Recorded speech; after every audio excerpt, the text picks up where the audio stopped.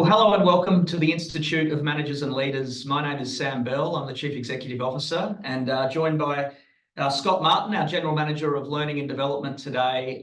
It's a pleasure for us to present to an audience across Australia and New Zealand today on the Institute's leadership courses and our programs, and just unpacking a little bit more about the why, the how and the what. So once again, thank you so much for joining us right across both Australia and New Zealand.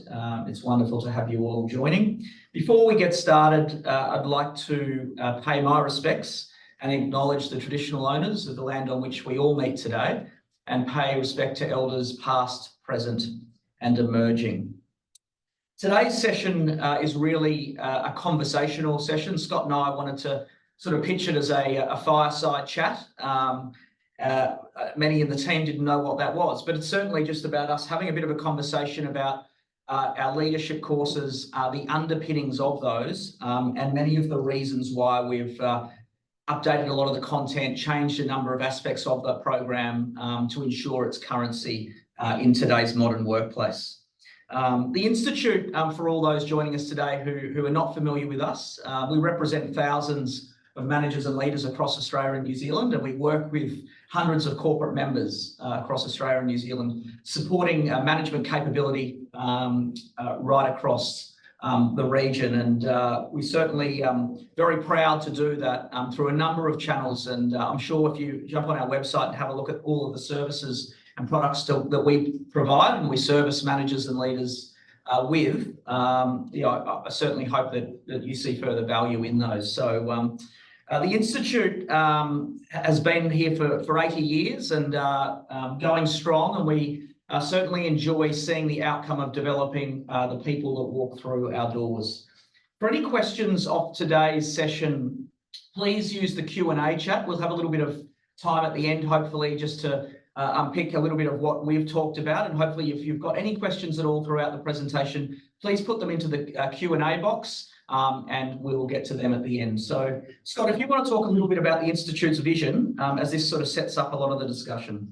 Thanks, Sam. And personally, I've operated under this vision now for almost 20 years, and it's one that I'm very proud of. And I think it's quite an impactful vision. When I'm explaining it to people, I generally break it down into so better managers and leaders for a better society, and this idea of better.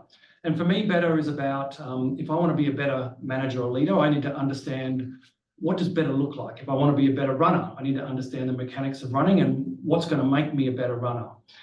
So what we use, and we'll talk about this shortly, is our competency framework, which breaks the idea of management leadership down into components.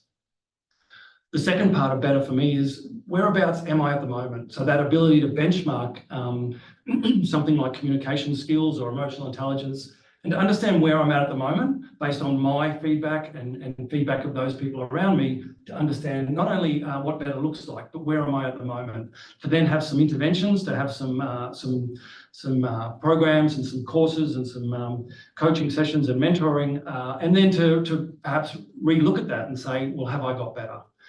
The second part of that is really managers and leaders. And personally, I think they intersect, but they're two different things. So again, as we're facilitating sessions, a lot of what we start with is this idea of what is management, what is leadership, and where are they intersecting? When are you managing? When are you leading? If I want to be a better manager, I've got to understand the components of that. And if I want to be a better leader, I need to understand what that looks like. So we do take a little bit of time to break those two things down and understand when you're doing one or the other, or actually when you're doing both, for some engagements. And finally, this idea of a better society, I always used to think that was quite altruistic, but we see it day in, day out when we're helping organisations and managers and leaders to be better, especially when we work with community organisations or for-cause organisations. You see the ripple effect that it can have in the community. And I think that that idea of better managers and leaders for a better society is very profound. And we do see it playing out day in and day out, which is quite rewarding as an organisation.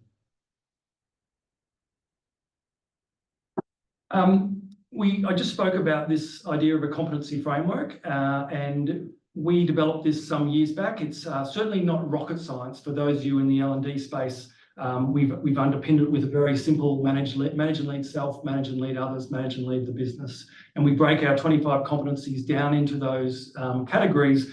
And a lot of our programs, a lot of our short courses, a lot of our webinars, and all the things we do in the membership and event space are built around this premise that if we want to create better managers and leaders, we need to get to the end of the year, and we've got to feel like we've done a decent job on these competency areas. One of the things I'm always surprised with is when we show this to L&D and HR managers is, even at the senior leadership level, it often comes back to these managed self competencies. Often it comes back to communication skills, emotional intelligence, time management even. So this premise that you get one sorted and you move on to the next and you move on to the next is not necessarily correct. And I think we're always trying to be better at the whole 25 competencies. Your context may change within the organisation if you're the CEO versus an individual contributor, but you've still got to be a great communicator. That makes sense.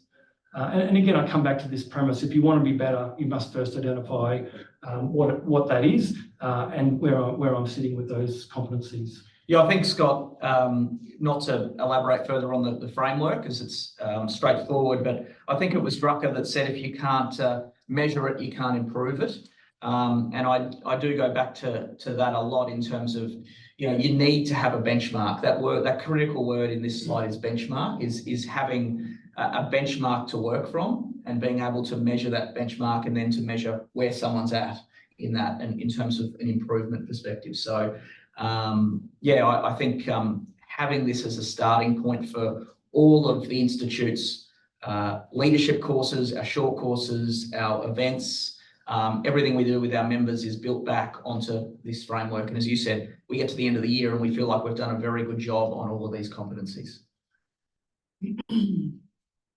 I think I like quotes, and I like to use quotes as part of facilitation, as part of teaching, because I think quotes are popular and quite famous because they do a really good job of wrapping up a thought. And for me, this is one of my favourite in the area of management leadership, and it's often wrongly attributed to the late Stephen Covey, whereas it's actually a quote from his son in his book, The Speed of Trust. So this premise that trust is equal parts character and competence, and you can look at any leadership failure and it's always a failure of one or the other. And I always come back to this balancing of character, which is often a lot of leadership is built around character. Do I trust that person? Do they do what they say they're going to do? And then competence, which is often a lot of the management that we teach is around competencies. And even taking that a step further is often this idea that you've got to stay, once you've been promoted, you need to stay competent at your chosen profession, which might be accounting or sales or whatever it might be. You need to stay competent at that, but you also need to embrace this competence area that is management and leadership. And I think that's one of the big thought-provoking things at the start of our programs is to start to get people to think about this area of character and competence, which is more important, when is it in play? But again, for me, it wraps up and that idea that leadership failure is often underpinned by either my character is flawed or I'm not very good at what I'm doing for whatever reason. I think, a lot of people come into our organisation and, ask, what's the core reason? And I think Scott talked a little bit about our vision earlier, creating better managers and leaders for a better society. But this statistic underpins the importance of why it is vital that we do what we do. And it's why we get out of bed every morning. And it's Gallup's, I think, their most profound finding that's come out of their research. And, they produce fantastic research. But this says it all for me, that 70% of the variance in team engagement is determined solely by the manager. And I think any of us that have worked in teams understand this. And I think any of us that have, it becomes even more acute when you're working with a poor manager and you see the team falling apart and you see the lack of engagement within that team. And then you see the difference with a fantastic manager and a great manager. And that's when, this statistic really comes to life. And I think, for us, we deal a lot with frontline management. And, for us, we see this as really the critical nexus in terms of what we do and why it's so important is that the frontline managers are often, they've got the customer, they're reporting up, they're reporting down, they're reporting sideways. There's a lot of pressure on them from within the organisation, and certainly it's really where the skills and the competence that Scott just talked about come to the fore. Yeah, I think it's that connecting point between the troops on the ground and middle and senior leaders is these frontline managers, and it can be the unravelling of many organisations when frontline management is not supported. Often people are promoted, and we know people are promoted because they're a great accountant. They're promoted to be the manager of the accountants, and often it's a sink or swim situation. And the companies that do it well, and it's for us it's a lot about the why. We talk a lot about accidental managers at the Institute. We see a lot of them coming along to leadership courses. But Scott's exactly right. They've been promoted into a role either because of tenure or, because they're a fantastic salesperson or a fantastic accountant or, the best in the team. So they get promoted. Unfortunately, those people don't have the skills to be the manager and leader. And unfortunately, what you get is a disengaged team if they're unable to perform. And what you've also done is taken your best person off the field into a management role. And they get disheartened and they lose confidence as well because they feel, they're not doing a great job. So, we see a lot of that coming through, and it's sort of coined the term for us, intentional leader. So we want to take accidental managers and turn them into intentional leaders. And it does underpin one of our leadership programs that we'll talk about shortly. Sam and I did a webinar earlier in the year talking about the challenges for managers and leaders and for organisations that lay ahead in 2024. And I just wanted to reflect on that a little bit because, certainly the year's zipping past very quickly, but nothing much has changed. And the context that we bring to our programs is a lot of this stuff. It's what you end up talking about.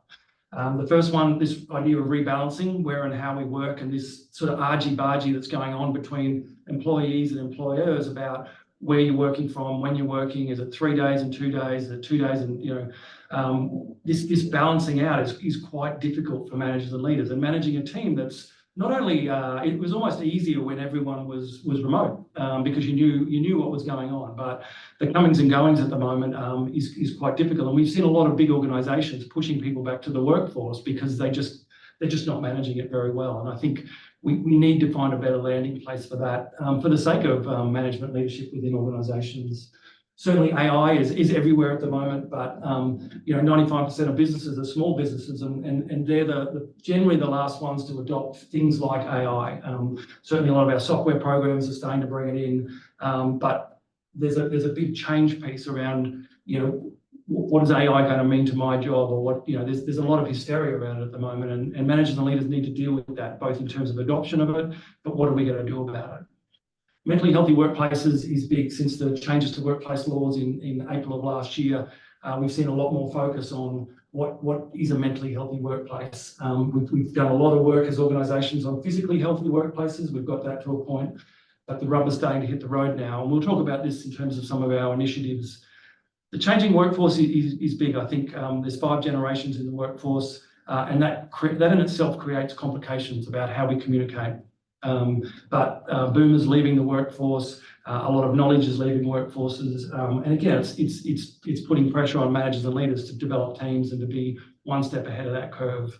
The final one that I'm finding fascinating is this idea of neurodivergence, and depending on what your definition of that is, this idea that either we're all neurodivergent, but this idea that a lot more people are identifying as having some degree of neurodivergency, and managers and leaders and even us as trainers and running workshops for different things are having to embrace and develop and make accommodations for different things. So being able to do that better than others is really proving quite successful at the moment.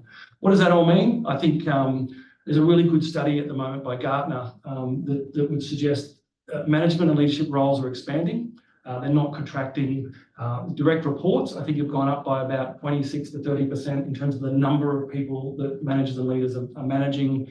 So that expanding roles, responsibilities and expectations is playing big time in terms of the people that are coming through our classrooms. And this provides some of that context. Scott, what are our customers saying to us? What are the big things? Yeah, I think this is, we look at that last slide, but this is where the rubber hits the road for me in terms of what are people asking for. And I always find it fascinating, having been sort of in this game for 20 years, and with AI all around us and robots apparently taking over, is that workplace conversations are still, A, they're not done very well, and B, they're not done anywhere near enough.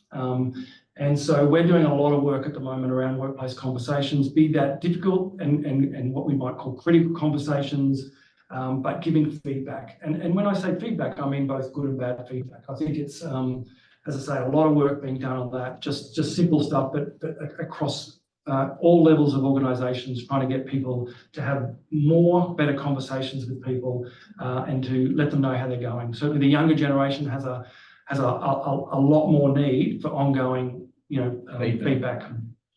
I think more broadly, communication skills, which workplace conversations is a subset of, but one of the big things is storytelling, being able to tell, particularly around data, being able to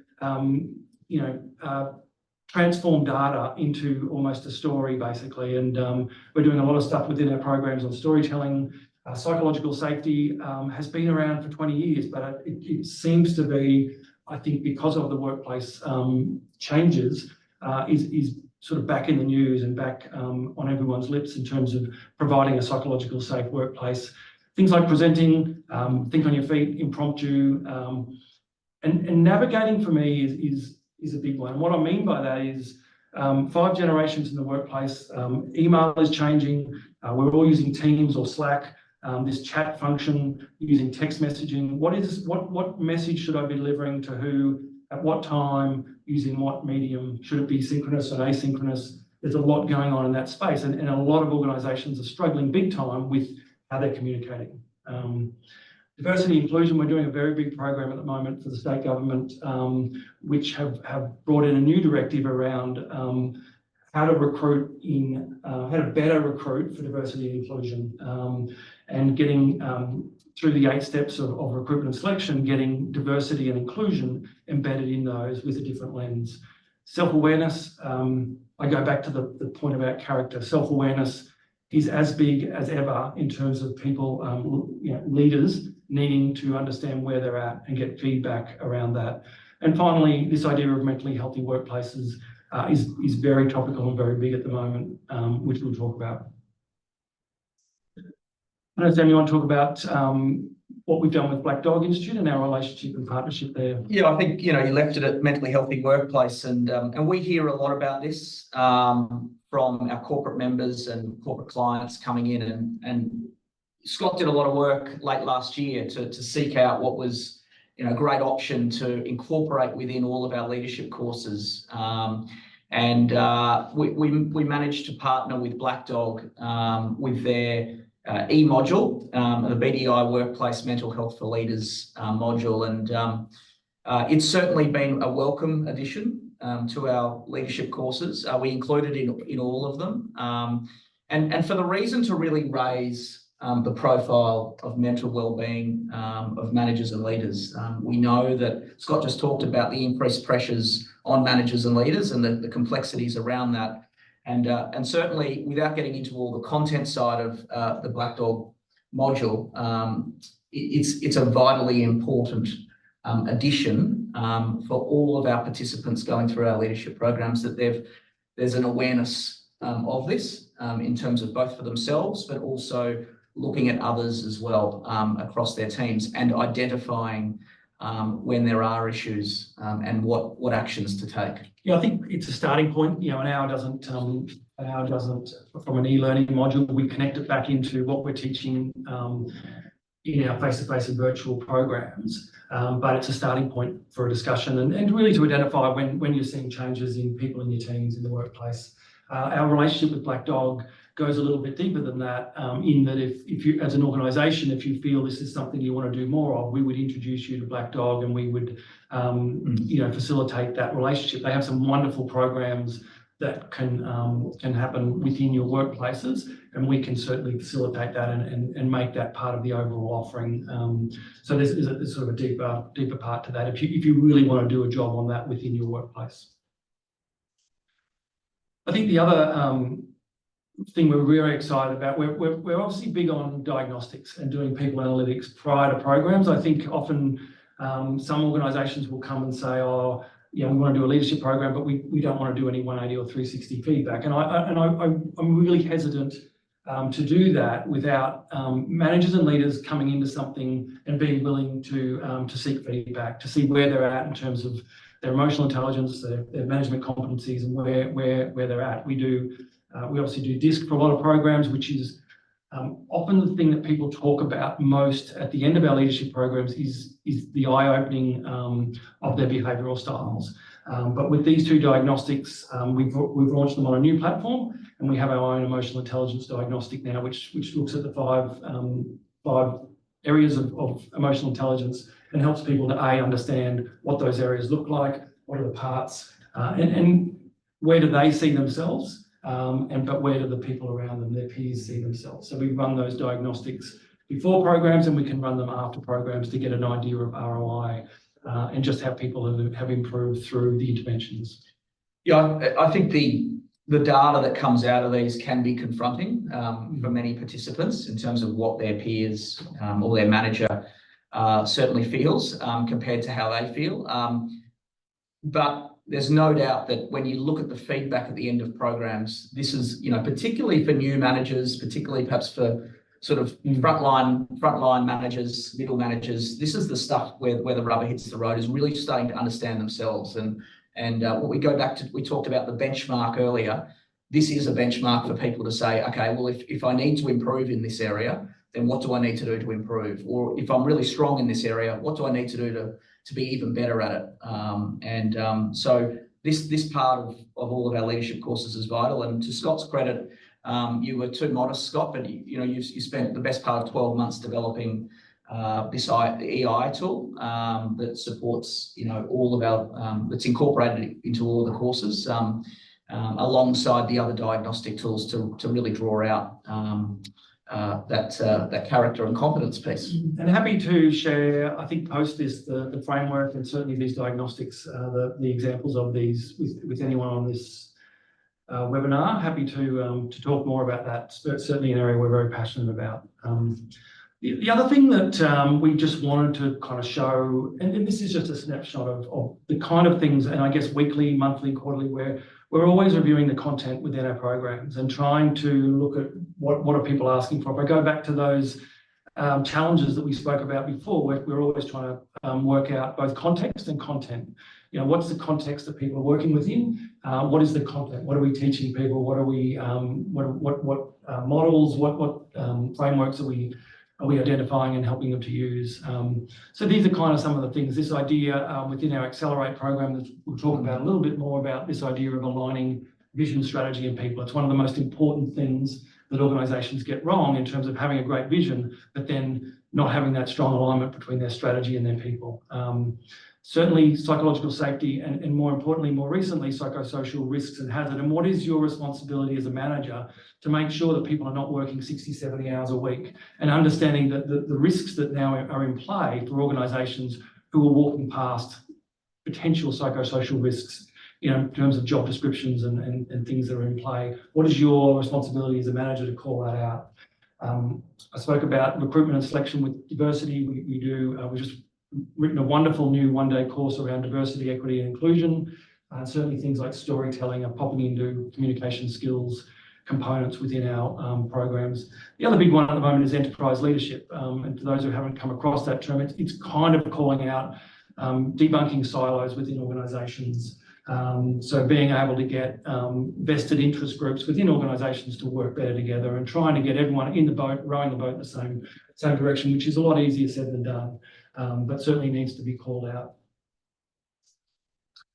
I thought we'd talk now a little bit about our main flagship leadership courses. And this is where the rubber hits the road for us. We're very proud of these programs, and some of you may have had some involvement with some of these programs, but we thought we'd put it into the context of the competency framework and some of the elements that we're trying to make a more holistic approach to leadership. So Management Essentials is our short, sharp delivery of what we believe are the essentials.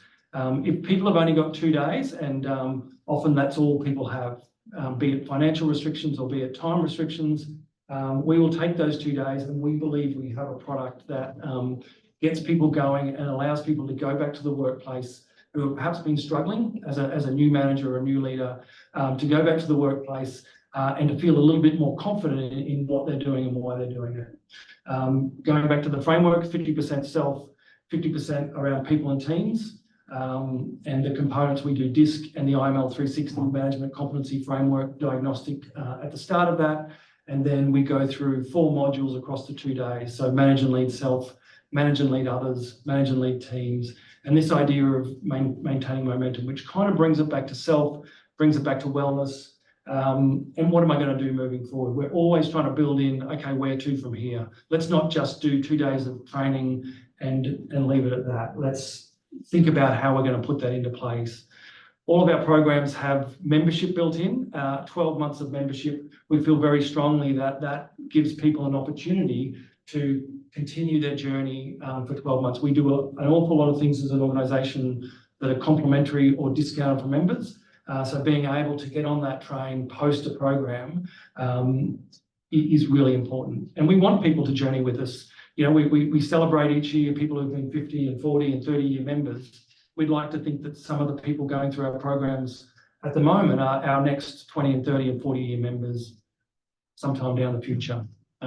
Membership also gives you access to our mentoring program, our award-winning mentoring program. And again, it's something we're very, very strong on, is this idea of continuing your journey outside of that program with a mentor.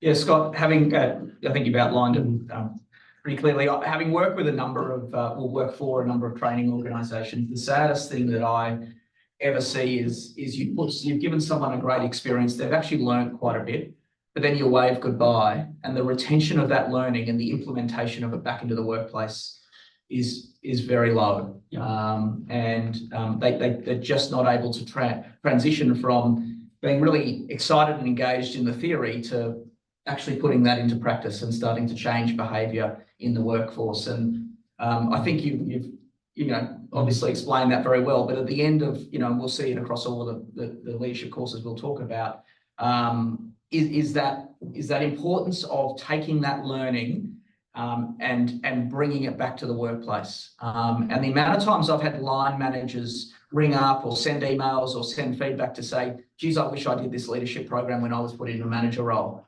Because they see the impact that it's had in that workplace. The manager has brought it back, and they've started to see some behavioural shift with the people, and that's really important to me as in my role at the Institute here, is that we see those outcomes translated. I love giving people a wonderful experience and learning a lot about themselves and the skills of management and leadership, but it's worthless if they're not going to go and put that back into their workplaces and start to shift and change behaviours in the workplace. So for me, it's really an important aspect of what the Institute does, and an important aspect of all of our leadership courses. I think the other thing to point out is all our programs sit within our LMS, our learning management system, and they all have activities that are plugged in before and after. And they're not necessarily just yes, they're to give people things to do, but it's about getting a discipline around developing yourself as a manager and leader. And it's about trying to get you to start thinking about things before you go along to those programs. And I'll talk a little bit about that with Foundations. So this program has the Black Dog Institute module. It's 2 days, and specifically around emerging and new leaders, or those people who perhaps have been in leadership for 20 years, but unfortunately never got some of these essentials. The average age on our leadership programs is older than you would think, because there's a lot of people who have been managing for 10, 15, sometimes 20 years, but have never had some of these essential, and it's quite rewarding to do that. Probably the program that we are possibly most proud of, or certainly I am, I think it reflects the best of everything. I've created and sold and marketed leadership programs for a long time now. And one of the things with the Institute was to create this thing that was almost the best of everything. Let's create something that reflects the best of, and if you can put a new manager on this, an emerging leader, yes, it's a commitment of time, but it is transformative. So this program is 12 weeks. in its public program is 12 weeks. We deliver a module every 2 weeks. So there's effectively 6 modules delivered over 12 weeks. And in between those sessions, we're asking people to do some activities and some application of that learning within the LMS and back at work. It has 2 coaching sessions, and those coaching sessions are incredibly important in the context of unpacking the diagnostics in an individual basis. It helps to individualize the learning, but also it helps people to see what coaching's like and hopefully to go back to their teams and be better coaches. We do 3 diagnostics at the start. We do DISC, we do the EI5, emotional intelligence, and the IML 360, and we unpack them on day 1 as part of this intentional leader program. And it's a big day. And it's an amazingly transformative day for these guys who come in. They learn a lot about themselves, both from themselves, but also from the people around them. And it sets the program up nicely to journey. The 12 weeks is about creating habit. It's about getting people after that 12 weeks to feel like they've, and one of the things we do is ask people to put at least 30 minutes in their diary every week to just unplug and develop themselves as managers and leaders, to do those activities. And hopefully after that program, they will continue to do that and continue to develop themselves as managers and leaders. Foundation is about 50% self. So those first 3 modules are really driven around self. The intentional leader, a number of competencies under that module 2, lead self, and then communication skills, which is just an absolute critical part of any leadership program, is understanding communication skills. Day 4 is manage and lead teams. Day 5 is manage and lead people. And then on day 6, we kind of bring it all together. And often we will do presentation skills. We will get them to develop a 3-month plan. And it's all built around that, where do I want to develop? What are my strengths? Where do I want to develop? And what am I going to do about it over the next 3 months? As I say, we're very proud of the people who come out of that because it's quite transformative. Yeah, Scott, we talk about the 12 weeks. That's not just pulled out of thin air. That is, it's an adult learning principle, that often behavioural change takes a minimum of 12 weeks. And that's why we do the 6 facilitated days over those 12 weeks, in line with best practice adult learning principles. And the other thing that I think I'd highlight out of this program that I certainly see when, I speak to HR, L&D people at the end of the program, when they say, geez, it's had a real impact on our participant, is the coaching. And the coaching is vital.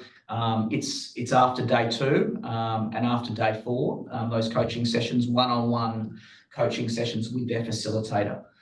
That first one really does unpack the diagnostic and themselves. Talks a lot about why they do what they do and who they are as individuals. And then the second coaching session really starts to get into, well, how do they transform that into managing and leading teams and people?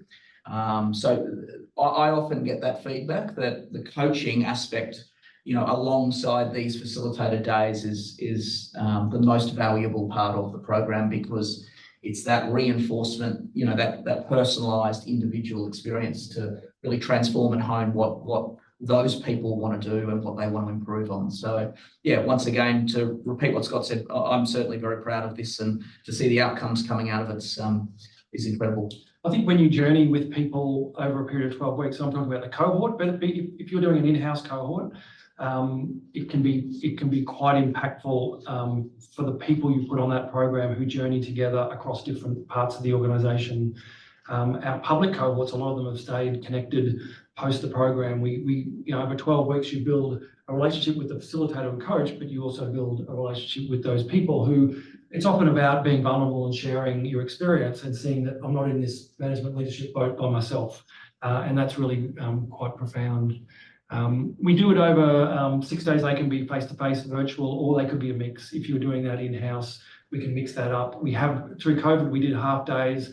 We've consolidated it back down to the 6 days because it's just easier and it's more impactful. So, and Scott, just a story alongside, foundations. I once went and visited a public cohort in Sydney, and on day 6 to handle their certificates out and things like that. And you could tell the rapport across those 16 individuals and their experience in that program is, some of them were managers of factories, some of them, were leading, white collar teams, in ivory towers sort of thing. Some of them were on the, were brand new to management and coming straight into foundations. But the rapport all of them had and what they'd learnt about themselves and each other as a cohort was really inspiring. And just to bring it back to, the sort of feeling you can get in those public cohorts. Yeah, it's quite amazing. You do learn a lot. And what you actually do learn as well is that a lot of the problems managers and leaders face on the ground are largely very similar. Doesn't matter whether you're managing a factory floor or, a team of 20 people in an accounting office. Often the challenges they've got are very, very similar. And that's something that actually I think is very rewarding for the cohort to learn as well.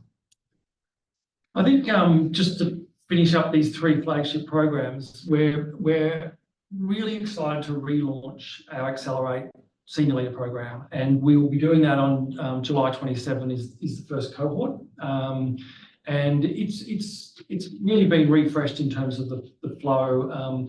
And when I explain it to people, it's about, I always come back to this word alignment, and there's a great quote by Jim Collins. It says a visionary organisation is 1% vision and 99% alignment. And what he means by that is it's great to have the vision, but as I said before, if we're not all on the same page, if we're not all rowing the boat the same way, and if we don't have the right people in the right jobs doing the right things, if our KPIs aren't right, if they're not married in, if the strategy is not married to the vision, and if what we're doing on a weekly, monthly, quarterly basis is not connected, then the whole thing unravels. And this program is very much about that. And I've made this as a circle, but really it's a linear process again, where we start talking about building a unifying vision. What does that mean? What does that look like? For organisations who already have a vision, is that vision understood, and is it flowing through the organisation, and what does that look like? The next part of that is strategy. What does our strategy look like? How do we develop a strategy that connects into our vision? How do we make sure that we have the people and the resources of the business aligned to that strategy? We then talk about getting great people on board, getting the right people in the right seats on the bus, to use that analogy, and making sure that that's all working together. A big one is this idea of focusing on results. A lot of organisations might get the first bit, but they're not focused on the results on a day-to-day basis. The last part of that is really around innovation and change, and making sure your organisation is driving forward in terms of being an innovative company, an innovative organisation, no matter what area you're in, and also dealing with the change that comes with that. And finally, not to dismiss the idea of leading self.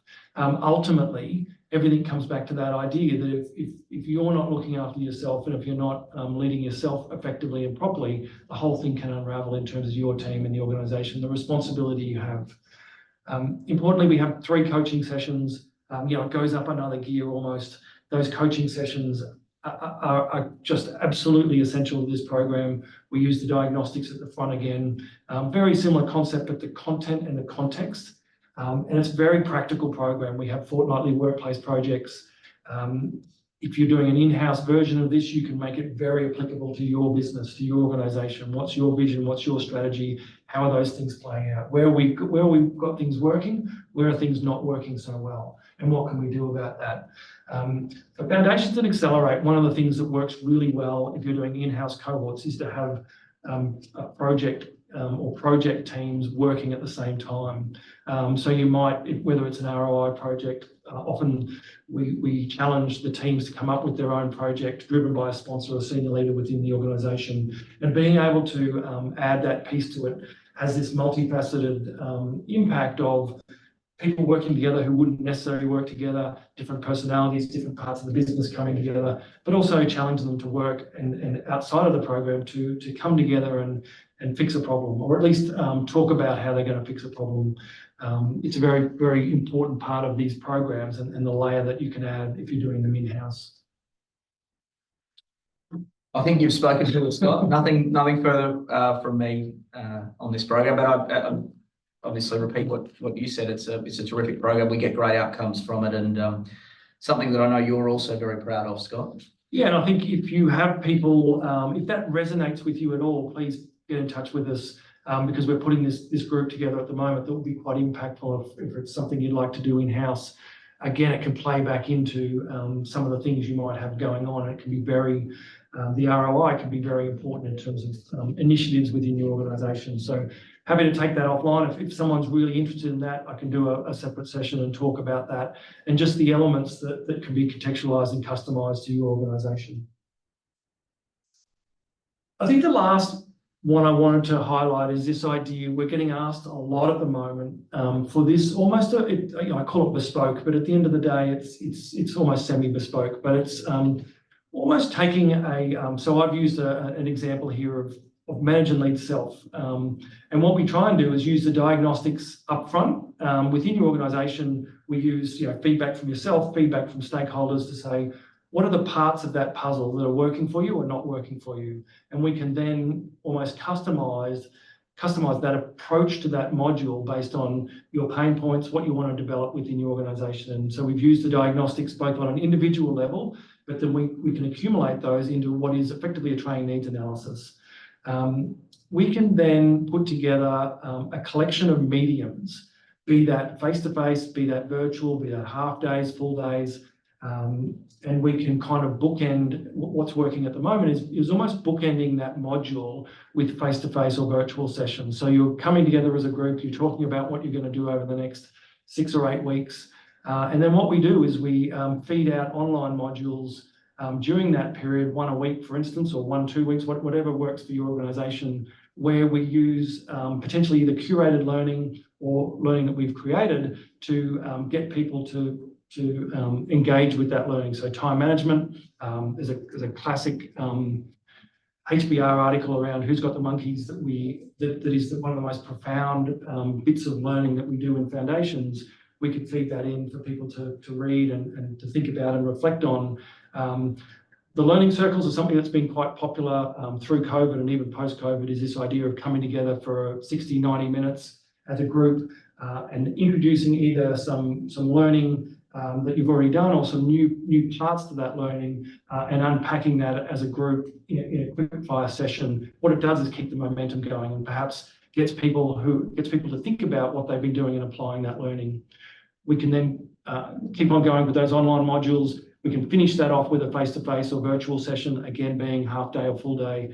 And then we can either do one-on-one coaching to supplement that, or one of the things we're doing for programs at the moment is this group coaching. So if we've got 20 people in a cohort, we can do small groups, say 4 or 5 people across the day, 4 sessions, and those people come together as a group rather than one-on-one, and basically talk about how they've been applying things and what's working, what's not working. In a small group, it can be very powerful. So, and it's also cost effective rather than, one-on-one coaching is obviously quite costly if you've got a large cohort. So those kind of group coaching sessions have been quite impactful. And you can kind of mix that up and develop that. It's a very efficient and effective way. I will say this, you have to have engaged learners. If you're going to introduce online content and leave it up to them, you've got to have engaged. And there are ways that you can definitely, as a client, you can help us to make sure those bits and pieces are done. But ultimately, what we want is engaged learners. It works very effectively. It comes back to the point about this is a great way to create a learning opportunity without not having all the bells and whistles. And e-learning is fantastic, but in isolation without accountability, it's very poor. I speak to a lot of organisations that just have an e-learning platform. Well, here we're providing you with a million courses online, and the usage rates are exceptionally low. The completion rates of those people who are using it is exceptionally low because there's very little accountability, and at the end of it, you see largely no behavioural change at all. So this is a great way to implement some of that online learning that we've curated and we've got alongside practical initiatives like learning circles and group and individual coaching that just underpin that learning and provide some context for the learners to then go and implement it back into the workplace. So we certainly see this as a really growing area what we're doing for certainly our corporate members and corporate clients walking in and wanting solutions such as this for their people. I hope that makes sense. And again, I'm happy to take that offline for anyone who's interested. I haven't explained that very well. I'm happy to show you a practical example of what that looks like and how that's playing out for clients that are using it. To kind of wrap this up, I wrote an article probably 10, 12 years ago about what I believed took leadership programs to the next level. And I kind of wanted to summarize that. I think there's 15 or 16 points here across. And I've broken it out before, during, and after. It's a common used approach to saying, what do we do before to make it work? What do we do during the programs, and what do we do after? And I'm just going to quickly go through and give context to some of those. And a lot of this you may already be doing. A lot of this is common sense, but you know the idea of common sense is often that it's not very common. But you know, where we see things work incredibly well is where most of these things are put in place. So from the get-go, plan and be strategic. Think about the outcomes you want. Think about what you want people to do differently at the end of this program, and be a bit strategic about that. Don't just be involved in the process. Some of the most amazing programs we have is where we've done a really good discovery, discovery sessions with stakeholders leading into those programs. Rather than being told, it's that investigative to find where are the real problems. Let's talk to different stakeholders and find out actually, what are the things that are in play, rather than waiting to get in the classroom and work out, hang on, this content's not right, or really importantly is aligned to your vision, mission, and values. I always love it when programs are bookended with organisational vision, mission, and values. And if they need to play through the program, we need to understand why we're doing this as part of that. Participants, be selective. Often we get 20 people come on a course, half of which don't necessarily want to be there, don't understand why they're there. They're kind of can be very we're used to unpacking that. But definitely the programs where even when you've asked people to complete something to be on the program, people have got to be understanding that you're spending a lot of money on this, and the organisation is putting a lot of commitment behind it. There's people off the tools for how long. Be selective about who comes, and it's that you can lead a horse to water, but you can't make them drink. If you choose the right people and if you select them based on the right criteria, you get a much better outcome. Always consider who you're putting on the program in terms of cross-pollination. I spoke about those projects and just the ability to get someone from accounts working someone with from sales, and for them to get this newfound experience and newfound understanding across the organisation about what they do and what they do. And it's like it can be quite earth-shattering in terms of bringing different parts of the business together, and how we even seat people around tables, making sure that you don't sit with the same group you always sit, and mixing that up, and trying to get that collaboration piece, particularly for in-house cohorts. Really importantly is to get the CEO and senior management involvement, and we do that by opening programs. It really means a lot when the CEO is at the start of a program opening it and saying that it's really important. We're going to be watching. We're going to be we're going to be part of this program all the way through. That makes a massive difference, including senior management in some of those sessions and as guest speakers, or dropping in to talk about HR or whatever it might be, and using them as sponsors of certain projects that you might have running. And as I've said through this presentation, use people analytics. It's a really important part of getting feedback from those around you in a really generally safe way to do it. During the program, I always come back to content. Get the content right, but importantly, get context. We try and use examples from your industries, try and use situations that would be relevant to your business, to your organisation, to your industries. We just talked about mixing up the delivery medium, so finding different ways, put in learning circles, put in online sessions, get people to read articles or to read things, and get people involved in different ways, different learning styles. One of the most important things is to choose the right facilitator. I always talk about this DNA match, what the facilitator's experience is, what their sweet spot is. Often when I'm sitting talking to a client, I'm thinking about who's going to be the right person to match up and to really make this program sing. It can make all the difference. Obviously, I've talked about including a group workplace project. I think it has incredible value within the program, but then often we've seen 4 or 5 groups who come up with incredibly smart things that change the business, that are implemented, very simple things, very simple projects that literally change things within the business that no one would have ever thought of. And obviously include coaching if at all possible.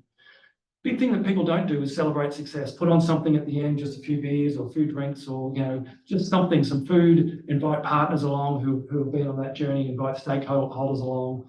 Make sure you celebrate the success of that program. Clearly measure success, review and report. Often with projects and with programs, it gets forgotten about and left behind. Consider mentoring. We do a lot of mentoring. It's not for everyone, but the people who do it, can't speak highly enough about it. We have a wonderful mentoring program within this business.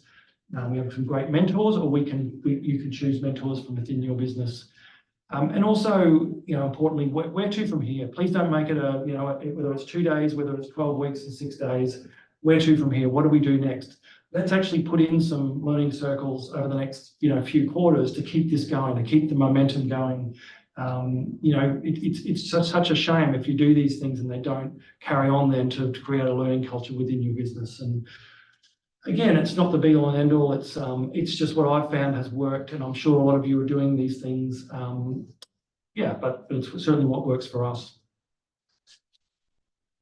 Just finally, is there any questions at all from today's presentation? I think Scott's given an enormous amount of information. Thank you, Scott, for sharing all of that.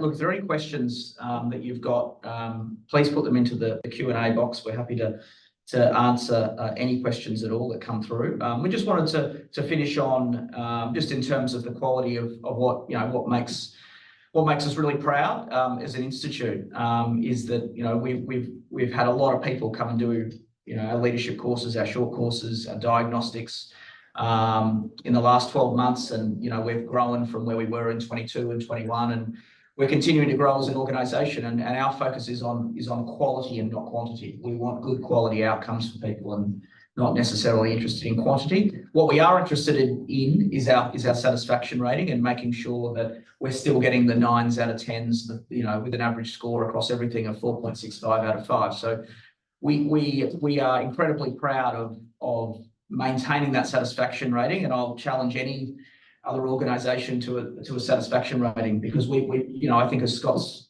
certainly demonstrated today, and we put our heart into what we do for both public programs that we run, which are all accessible on the website, but also in-house corporate projects that we run, working with your organisation and working with you to make sure you're getting an amazing outcome.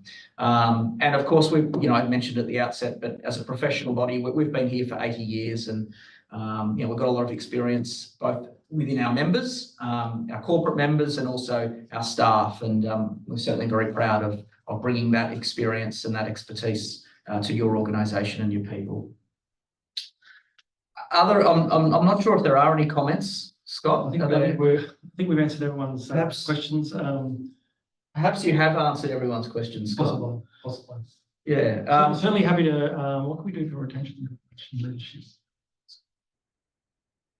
There is one question here. What can we do for retention and implementation, leadership and management skills in practical life? Any best approach? I think I see two parts there. The retention is, for me, is always getting to the why. I think any learning experience, be it teenagers, helping them to understand why they're doing something and what will be better. And what we try and do on almost day one of every program is turn the light bulb on in terms of management and leadership, and this idea that there is different competencies, but that you will have a much better and easier job, and your tasks will be made much easier by learning and developing this and continuing to develop yourself over the weeks and months ahead. And I think as organisations, providing space for people to do that. I think a lot of organisations are all busy, but almost forcing people and giving them space to be able to take time off and learn things and do things. And I think that it's interesting that term practical life. I always think what we teach. When you do DISC, and a lot of you probably have done DISC. And DISC is just a model. It's just a simple model, but it is, a lot of people talk about how it's changed their life outside of work and how their relationship with their partner has got better or their children has got better because they start understanding that we're all wired differently. And that idea of neurodivergence, if you take a really broad church, you know, we're all wired differently. And I think a lot of what we teach in our classrooms, a lot of people reflect back to their outside of work life as much as inside of work life. But I always think that you know, long answer to the question, but start with the why. Why is this going to help? And if you know, people who become self-learners see the benefits and they see what it's doing for them. So I doubt that's. Thanks, Uma. Yeah. I think we've covered that. Any more questions? I can't see any more here, Scott. So I think you're off the hook very easily. So I just want to highlight there. I know that the sales team at the moment have an end of financial year offer at the moment out there. So 10% off for one booking and 15% off for two or more across our public programs and our public courses. So please go online and have a look at that and inquire through that online channel. Our phone number's on the website as well if you'd like to talk to anyone. So we talked a lot about what we do offer outside of, you know, our learning and development area, and you know, it's so important for us to continue to provide opportunities for people to connect, for people to learn. So what's upcoming for us in the month of over the next sort of 30 to 40 days is we've got our Leader Connects. So if you go online to the membership area under events, we have Leadership Connects right across Australia and New Zealand, which are opportunities for managers and leaders to come together and network face to face and talk about the challenges they've got. We found them very, very effective. Our Deliver Effective Feedback webinar is coming up on the 12th of June. It's Lead the Way webinar. I think there's something like 400 to 450 people registered for that. So certainly a very much in-demand topic there. So please jump online and book into that. And then Leadership Burnout is coming up in July. And that's going to be a really exciting topic. I think we've got a fantastic speaker lined up for Leadership Burnout, which is a really important topic and something we do hear quite a lot of people, particularly at senior levels. Look, thank you so much. Thank you to Scott Martin for joining us today and for sharing your insights and knowledge, Scott. Certainly always fantastic. And thank you for joining us. It's wonderful to host these sessions. We haven't done a session like this for a long time. I think we'll try and do a bit more of it and talk a little bit about what we're seeing in the marketplace and certainly how it's translating into our content of our courses and all of our offerings. So thank you so much for joining us today. We look forward to speaking to you soon, and we look forward to welcoming you back to the Institute of Managers and Leaders. Thank you. Thanks, everyone.